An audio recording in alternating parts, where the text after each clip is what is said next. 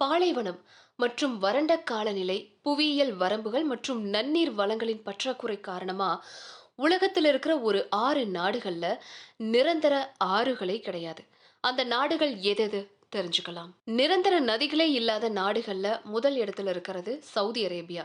அரேபிய தீபகற்பத்தில் இருக்கிற ஒரு பெரிய நாடான சவுதி அரேபியா அதன் பரந்த பாலைவனங்களுக்கு பெயர் பெற்றது.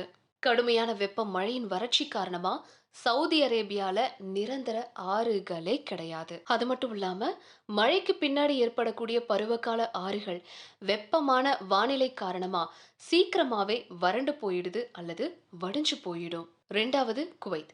அரேபிய வளைகுடாவுல நிரந்தர நதிகள் இல்லாத மற்றொரு நாடு குவைத். வெப்பமான வானிலை மற்றும் குறைந்தபட்ச அளவு மழை பொழிவு காரணமா அங்க நிரந்தர ஆறுகளே கிடையாது. கடல் நீரை உப்பு நீக்கம் செய்யறது அந்த நாட்டின் நன்னீரின் முதன்மையான ஒரு ஆதாரமா இருக்கு.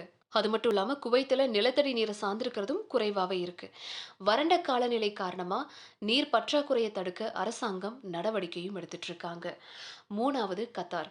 கத்தார் அப்படிங்கிறது ஒரு சிறிய பாலைவன நாடு. மழை பெய்யாத மற்றும் நிரந்தர ஆறுகள் இல்லாத ஒரு சிறிய பாலைவன நாடா இருக்கிற கத்தாரின் நீர் தேவைகள் கடல் நீரை உப்பு நீக்கம் செய்வதன் மூலம் பூர்த்தி செய்யப்படுது. மேலும் அது நிலத்தடி நீரும் பயன்படுத்தப்படுது. இருந்தாலும் அங்க இருக்கிற நிலத்தடி நீர் ரொம்ப ரொம்ப குறைவாதாங்க இருக்கு. சவுதி அரேபியா மற்றும் குவைத்து போலவே கத்தாரின் நீர் பிரச்சனையும் அதன் வறண்ட காலநிலையால நிரந்தர ஆறுகள் எதுவுமே இல்லாம தான் இருக்கு.